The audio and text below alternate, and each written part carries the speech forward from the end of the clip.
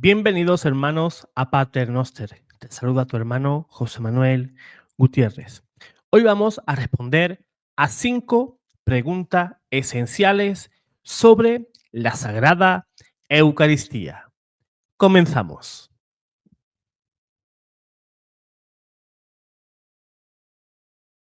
La concomitancia es la doctrina que explica por qué Cristo está completo, presente y real bajo cada especie eucarística. Cristo es indivisible, su cuerpo es inseparable de su sangre, de su alma humana, su naturaleza divina y su persona divina. De esta verdad se deduce que Jesús está enteramente presente en la Sagrada Eucaristía. El efecto específico de la primera consagración en la Santa Misa es solo la sustancia de su cuerpo, su sangre, alma, divinidad y persona se hacen presentes por la conexión inseparable que tienen con el cuerpo. A eso le llamamos concomitancia. El efecto específico de la segunda consagración, pues es la preciosa sangre de Jesús. Pero por concomitancia, su cuerpo y todo su ser también están presentes. El Concilio de Trento, en el decreto sobre la Eucaristía, dijo lo siguiente en el capítulo 3, de la excelencia de la Santísima Eucaristía sobre los demás sacramentos. Eso lo podemos leer en el Dezinger. Podemos buscar el Concilio de Trento en el numeral 876 y te encontrarás pues el texto que te voy a leer a continuación. ¿Tiene cierto la Santísima Eucaristía de común con los demás sacramentos ser símbolo de una cosa sagrada y forma visible de la gracia invisible? Mas se halla en ella algo de excelente y singular, a saber, que los demás sacramentos, entonces, tienen por vez primera virtud de santificar, cuando se hace uso de ellos, pero en la Eucaristía, antes de todo uso, está el autor mismo de la santidad. Todavía, en efecto, no habían apóstoles recibido la Eucaristía de mano del Señor, cuando Él, sin embargo, afirmó ser verdaderamente su cuerpo lo que les ofrecía. Y esta fue siempre la fe de la Iglesia de Dios, que inmediatamente después de la consagración está el verdadero cuerpo de nuestro Señor y su verdadera sangre, juntamente con su alma y divinidad, bajo la apariencia del pan y del vino. Ciertamente, el cuerpo bajo la apariencia del pan y la sangre, bajo la apariencia del vino, en virtud de las palabras, pero el cuerpo mismo bajo la apariencia del vino y la sangre bajo la apariencia del pan y el alma bajo ambas, en virtud de aquella natural conexión y concomitancia por la que se unen entre sí las partes de Cristo, el Señor, que resucitó de entre los muertos para no morir más. La divinidad, en fin, a causa de aquella su maravillosa unión hipostática con el alma y con el cuerpo, por lo cual es de toda verdad que lo mismo se contiene bajo una de las dos especies que bajo ambas especies, porque Cristo todo e íntegro está bajo la especie del pan y bajo cualquier parte de la misma especie y todo igualmente está bajo la especie del vino y bajo las partes de ella. Debiera darles igual a muchas personas que la iglesia no dé la comunión bajo las dos especies. Seguramente te habrás encontrado con personas que opinen así. Pero si vemos el fondo y el trasfondo de esas cosas, es un deseo continuo de esas personas de contradecir cualquier cosa que haga o cualquier cosa que la iglesia diga. Pero lo realmente preocupante es que el fiel católico niegue que Cristo se halla en una sola especie. De hecho, los husitas negaban esto. Ellos creían que Cristo entero solo se encontraba bajo las dos especies y no sobre una sola. Enseguida vamos a probar, pues, que esto es falso. Y lo vamos a hacer con fundamentos bíblicos, porque muchos de nosotros pensaremos, pero José Manuel, eso de la concomitancia, eso no aparece en la Biblia. Dame unos minutos y te lo demuestro. Por las palabras de la consagración, el cuerpo de Cristo se encuentra bajo la apariencia del pan y su sangre bajo la apariencia del vino. Ves pan, pero no es pan. Ves vino, pero no es vino. El cuerpo y la sangre, el alma y divinidad de nuestro Señor Jesucristo forman una persona indivisible y tienen que encontrarse unidas. Esa virtud de fuerza que une el cuerpo con la sangre y viceversa en la Eucaristía es lo que se conoce dentro de la teología católica como concomitancia. Vamos a ver algunas citas bíblicas interesantes. El Señor dijo a Moisés: yo haré caer pan para ustedes desde lo alto del cielo, y el pueblo saldrá cada día a recoger su ración diaria. Así los pondré a prueba para ver si caminan o no de acuerdo con mi ley. Eso lo dijo el Señor en Éxodo, capítulo 16. A base de pan vivía el pueblo de Dios durante su peregrinación por el desierto. Y ese alimento, ¿cómo se llamaba? Se llamaba maná, ¿verdad? Y les servía como un auténtico manjar. Es la prefiguración de la Eucaristía, como nuestro Señor les explicaba a los fariseos. Vuestros padres comieron el maná en el desierto, pero murieron. Pero yo os voy a dar un pan que os hará inmortales, os dará la vida eterna, y ese pan es mi cuerpo. Pero observemos que Dios no dice, os daré de beber, ¿verdad? Cuando les daba el maná.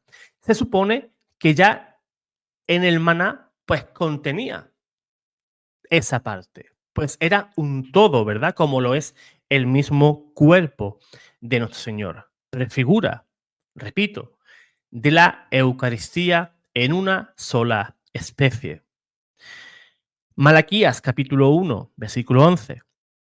Dice la Sagrada Escritura: pues desde el sol levante hasta el poniente, grande es mi nombre entre las naciones, y en todo lugar se ofrece a mi nombre un sacrificio de incienso y una oblación pura.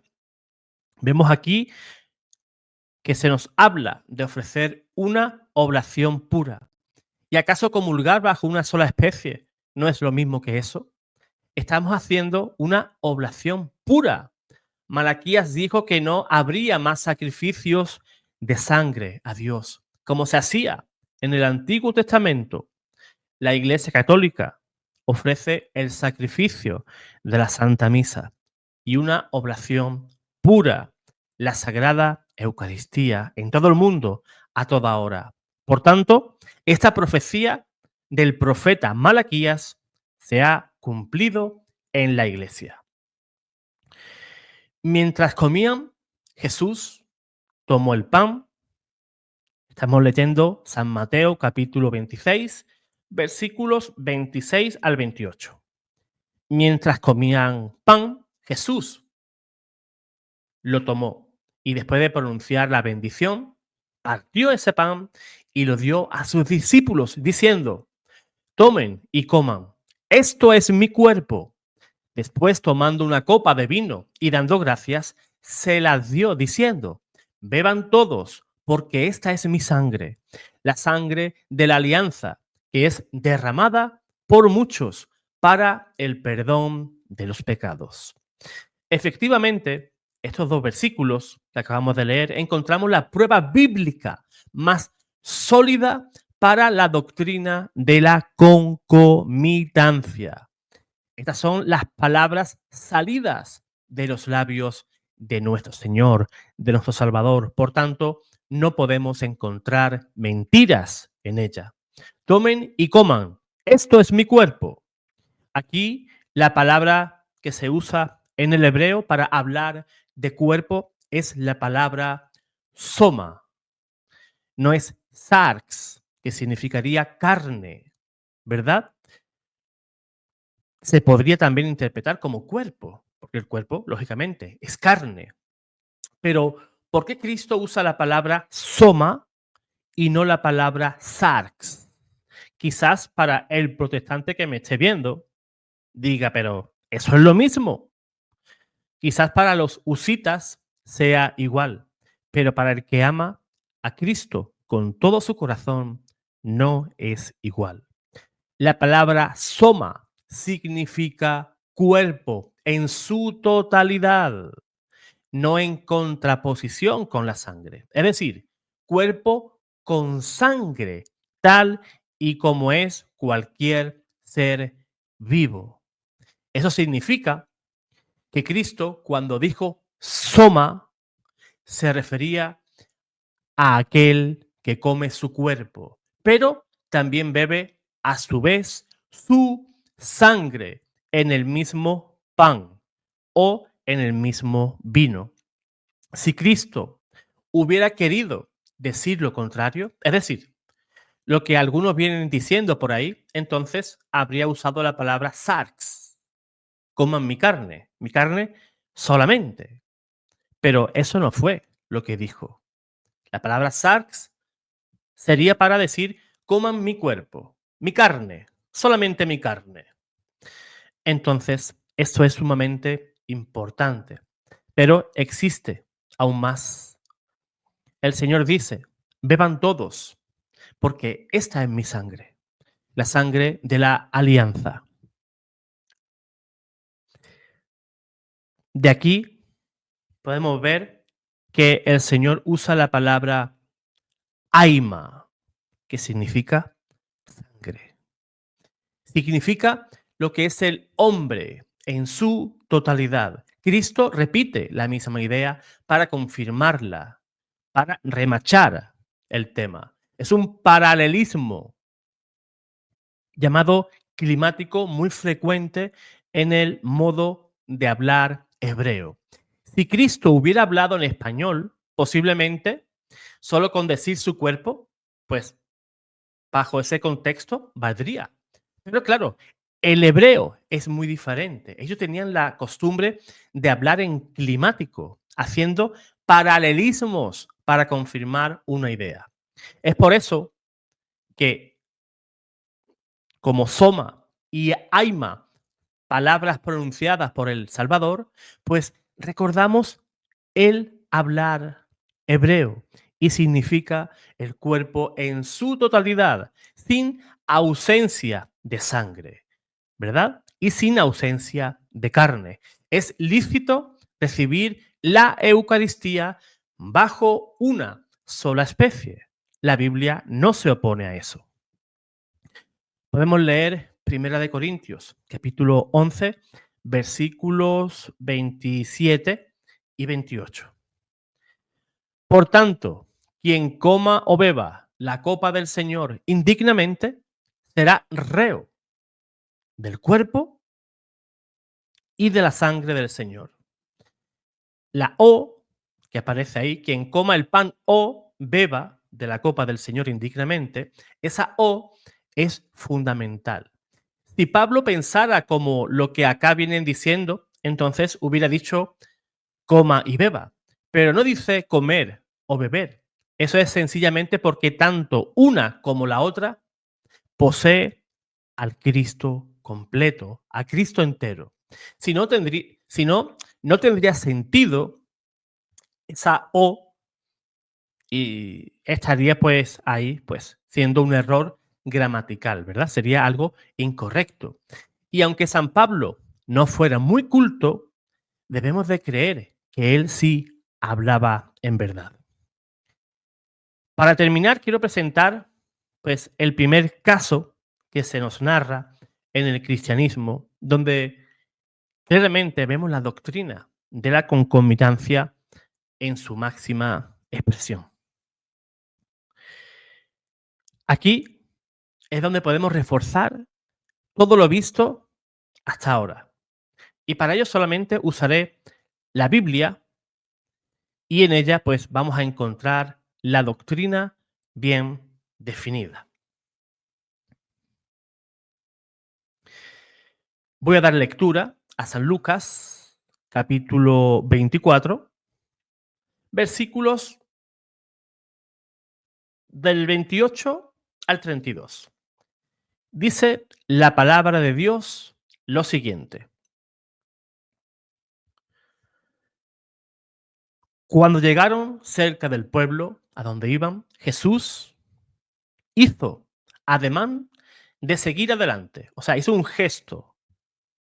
¿Ya? Hizo el gesto, el intento de seguir adelante. Pero ellos le insistieron. Estamos leyendo a los discípulos de Emaús. Pero ellos le insistieron. Quédate con nosotros, porque ya es tarde y el día se acaba. Él entró y se quedó con ellos. Y estando a la mesa, tomó el pan y pronunció la bendición. Luego lo partió y se lo dio. Entonces los ojos de los discípulos se abrieron y lo reconocieron, pero él había desaparecido de su vista. Y se decían, ¿no ardía acaso nuestro corazón mientras nos hablaba en el camino y nos explicaba las escrituras? Pregunto, ¿se olvidó Cristo del vino?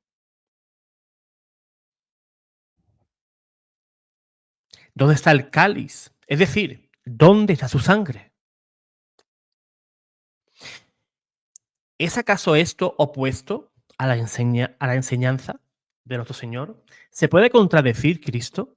¿O son las interpretaciones humanas las que contradicen por no seguir al pilar fundamental de la verdad? Voy a volver a insistir. Voy de nuevo. Cristo tomó el pan y pronunció la bendición. Luego lo partió y se los dio. Según algunos, esto no es bíblico. Debe también de dar el cáliz. El Señor se olvidó en esa escena bíblica de haber dado el pan. Y al Señor se le olvidó dar el vino. Eso es lo que pensarían algunos, ¿no? Pero el Señor sabía que dando la Eucaristía, que dando esa fracción del pan, esa figura ya de la Eucaristía, el Señor se estaba dando por entero.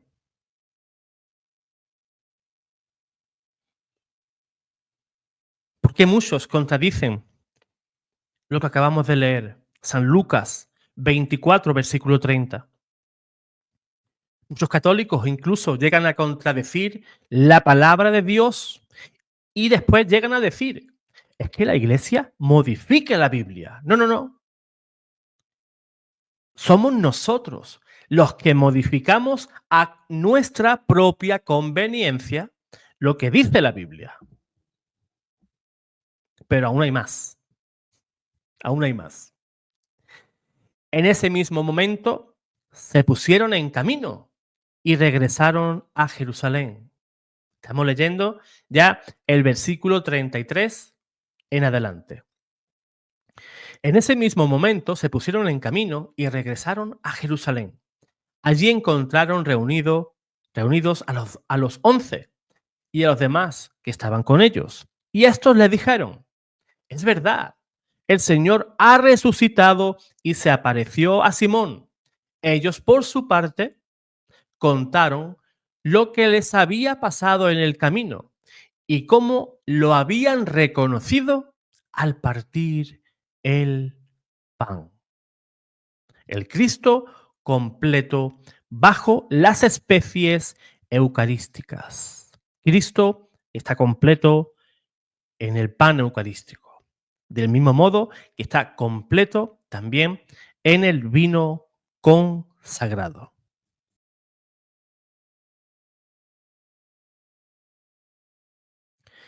Los católicos de rito oriental usan pan con levadura para la Sagrada Comunión, pero los católicos del rito romano, pues usamos, ¿verdad?, el pan sin levadura, el pan ácimo o la matzá, ¿verdad?, como se llama en la cultura judía, y es como celebraban la Pascua judía, los judíos, ¿verdad? Lógicamente. Pero ¿por qué existe esa diferencia?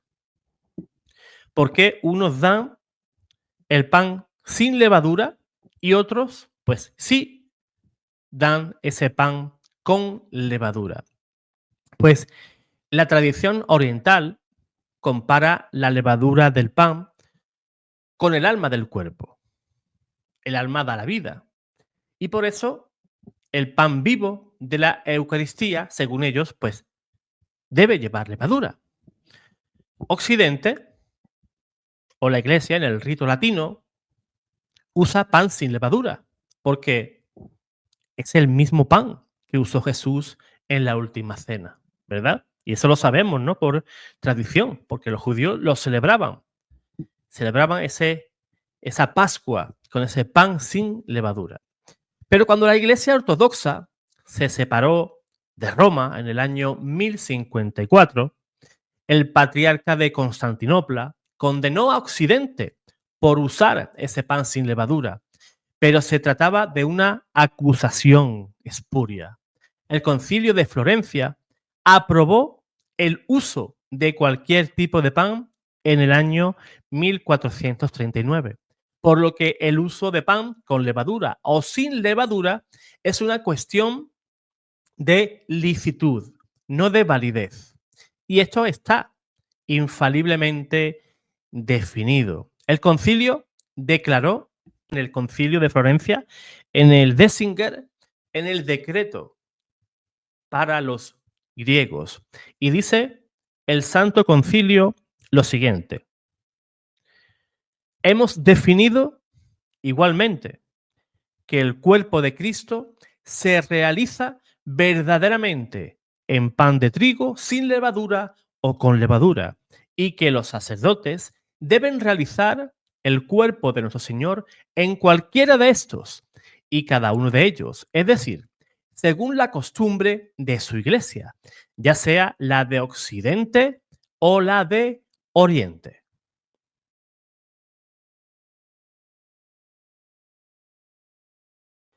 Existe cierta polémica respecto a San Clemente de Alejandría, en el cual muchos pues afirman que él no creía en la presencia real de nuestro Señor en la Eucaristía. En el libro 1, capítulo 6 de su autor, en la titulado Las instrucciones para los niños, San Clemente afirma que la Eucaristía es a la vez simbólica y presencia real. Es decir, el cuerpo y la sangre, el alma y la divinidad de nuestro Señor Jesús.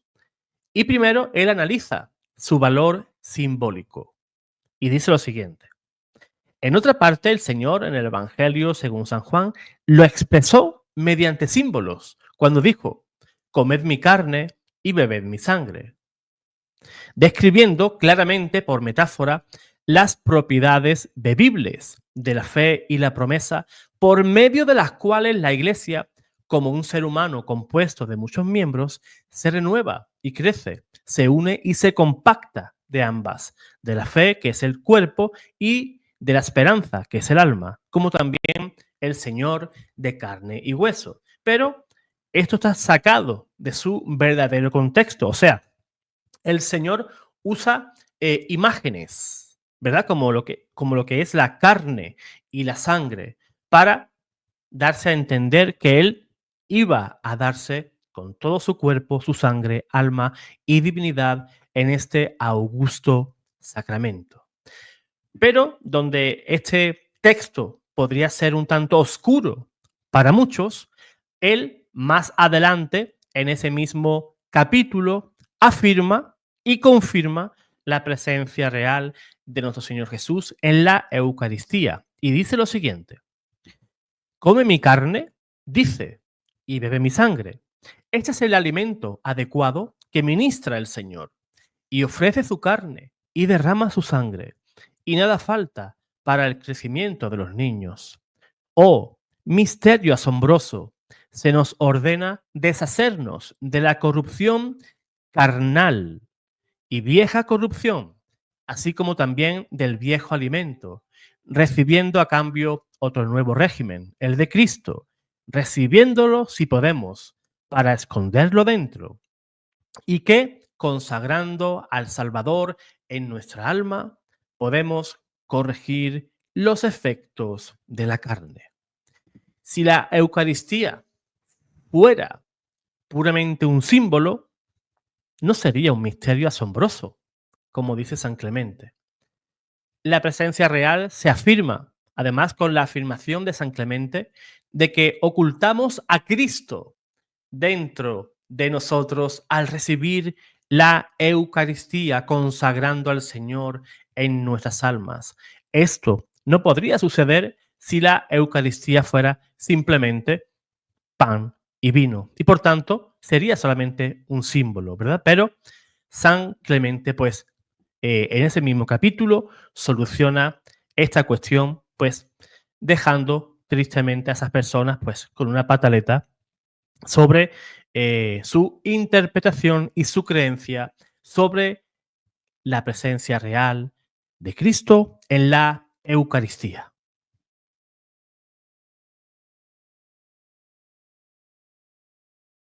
En primer lugar, debemos diferenciar las dos doctrinas teológicas existentes sobre la Eucaristía: la católica de la transustanciación y la luterana de la consubstanciación. A pesar de que ambas se refieren a la Eucaristía, son totalmente diferentes en cuanto a la transformación y al sentido y esencia del pan y del vino.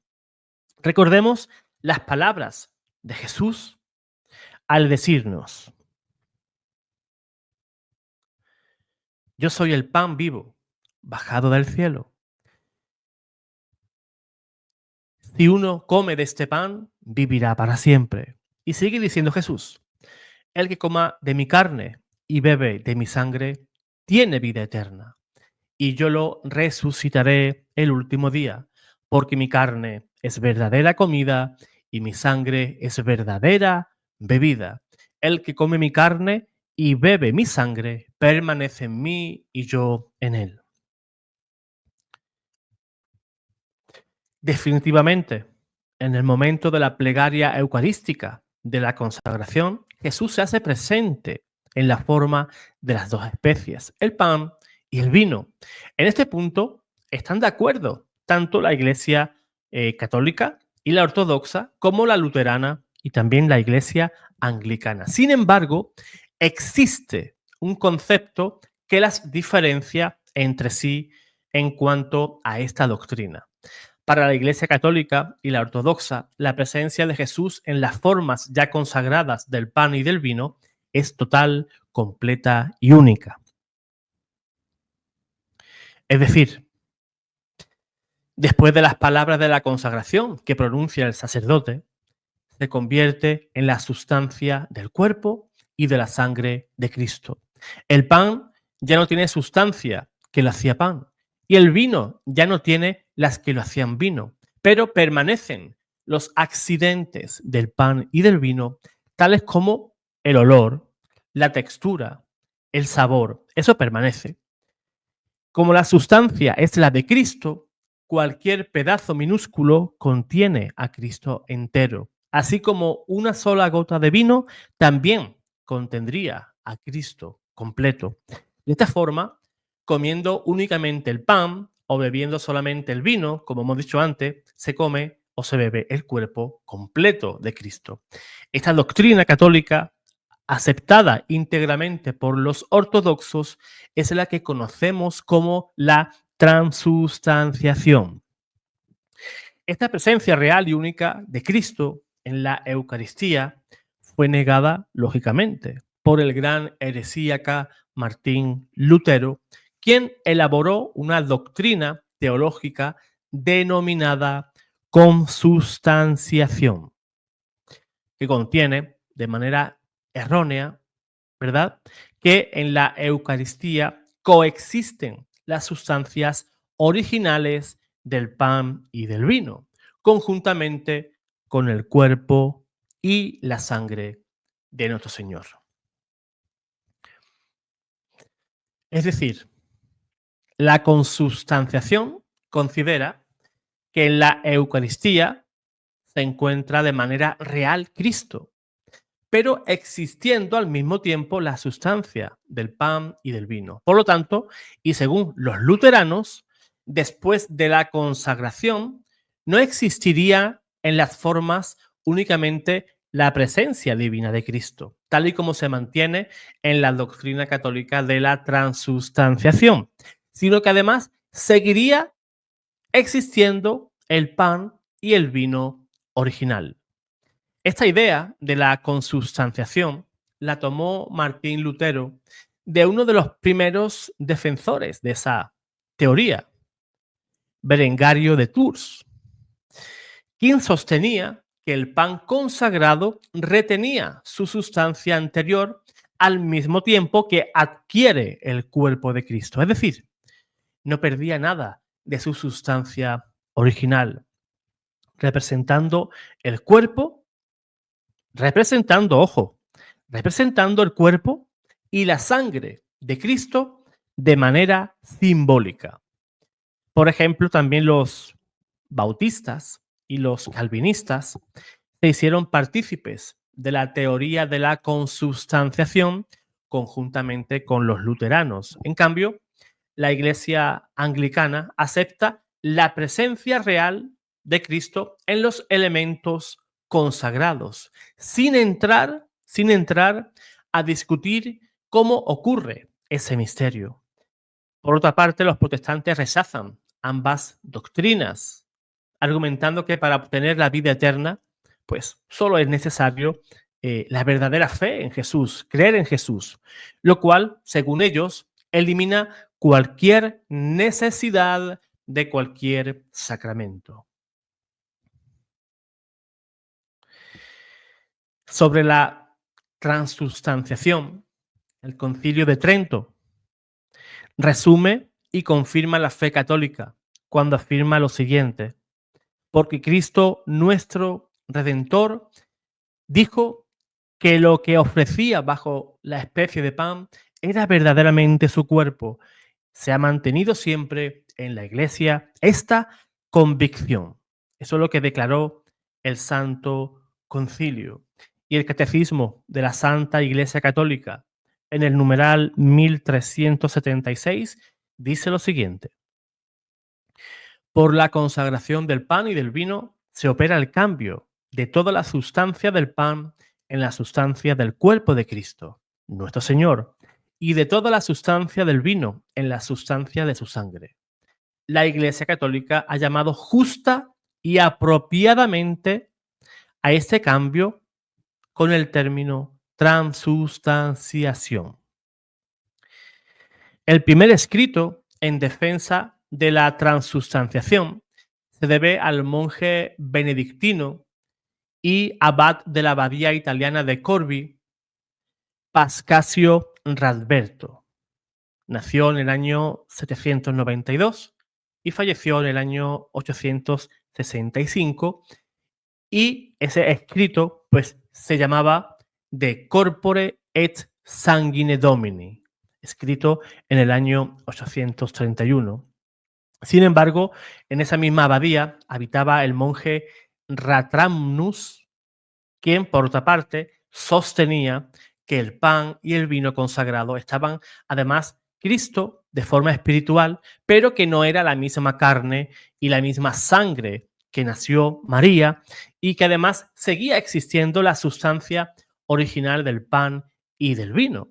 Su idea, como hemos dicho antes, fue retomada por Berengario de Tours en el año 1047, tal como se ha visto en el apartado anterior, y después por su discípulo Hildeberto de Labardín en el año 1097, lo cual fue adoptado posteriormente por Lutero, dando paso a la errónea doctrina de la consubstanciación.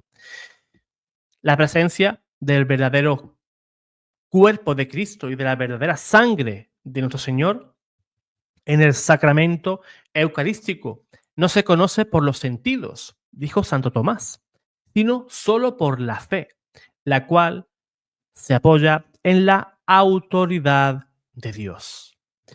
Efectivamente, la transformación eucarística, la transustanciación, es el misterio de la fe, y así lo afirmamos en la misa. Este es el sacramento de nuestra fe. Es de fe, por lo tanto, que toda la sustancia del pan y del vino se transubstancia en la sustancia del cuerpo y de la sangre de nuestro Señor. Con ello, toda la sustancia del pan y del vino desaparece al convertirse en el verdadero cuerpo, sangre, alma y divinidad de nuestro Señor Jesús, de tal manera que bajo cada una de las especies y bajo cada parte cualquiera de las especies se contiene Cristo completo.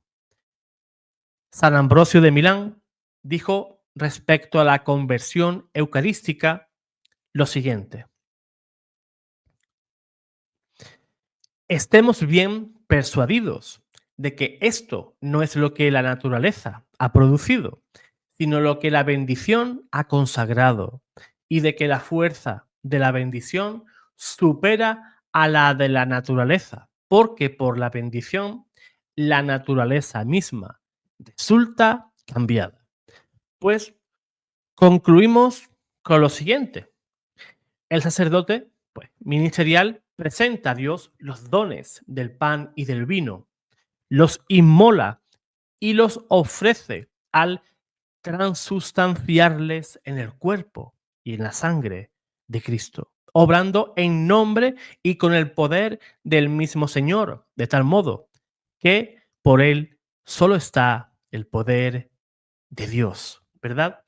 Santo Tomás, en la Suma Teológica, a este respecto, decía: el acto del sacerdote no depende de potestad alguna superior, sino de la divina, de tal modo que ni siquiera el Papa tiene mayor poder que un simple sacerdote para la consagración del cuerpo de Cristo.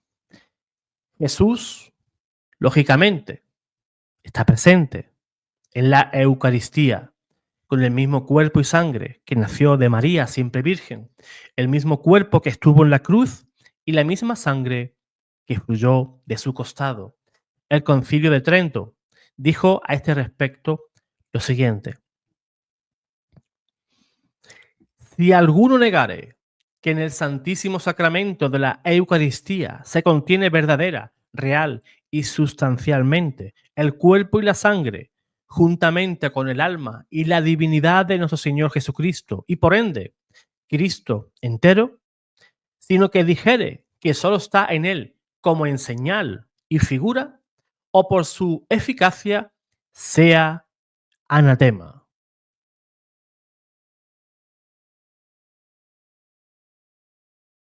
La historia del culto de las especies eucarísticas es tan antigua como el cristianismo mismo, siempre y cuando se creyera que Jesús está presente de manera real de las mismas. A partir del siglo XI, la Iglesia tomó conciencia de la necesidad de adorar las especies eucarísticas.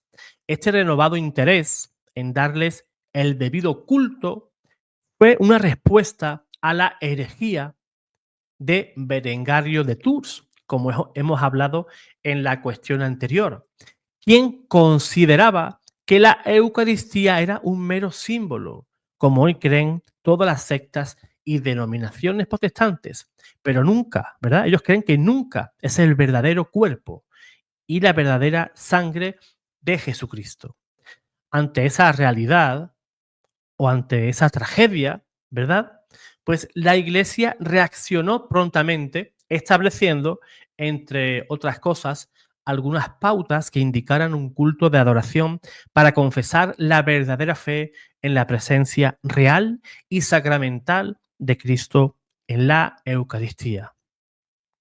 En ese sentido, podemos señalar la genuflexión ante la Eucaristía, la lámpara que tenemos encendida junto al sagrario y la palmatoria en el altar, la incensación de las especies eucarísticas y la elevación de las mismas durante la misa después de la consagración. Posteriormente la Iglesia pues, fue desarrollando una teología sobre la presencia real de Cristo en las especies consagradas. Con Santo Tomás de Aquino se alcanza el punto más elevado sobre la comprensión de este misterio. Santo Tomás, pues, establecerá la teoría de la concomitancia, afirmando que en cada una de las especies eucarísticas está Cristo entero en todas sus dimensiones, su cuerpo, su sangre, su alma y su divinidad. Pero el simbolismo material de cada una de las especies, decimos que en el pan consagrado está la sustancia del cuerpo de Cristo y por concomitancia su sangre, su alma y su divinidad, y en el cáliz consagrado está la sustancia de su sangre y por concomitancia su cuerpo, su alma y su divinidad, o sea, el Cristo entero, completamente. A partir de ese desarrollo dogmático y teológico, la adoración de las especies eucarísticas y su comunicación a los fieles, la comunión, se fue concentrando en la exposición del pan consagrado, puesto que en él, pues, es la manera más apta, así lo cree la Iglesia, para la visualización de los fieles y al mismo tiempo adoramos a Cristo completo. Y esa es la razón por la que en la iglesia adoramos al Santísimo Sacramento usando la especie del pan eucarístico, porque es más visible, aunque también podría hacerse mostrando el cáliz con el vino ya consagrado. Pero como el vino no se vería dentro en el interior del cáliz, pues por pura lógica, lo más adecuado es el pan eucarístico para la adoración del Santísimo Sacramento. Bendito sea Jesús en el Santísimo Sacramento del altar.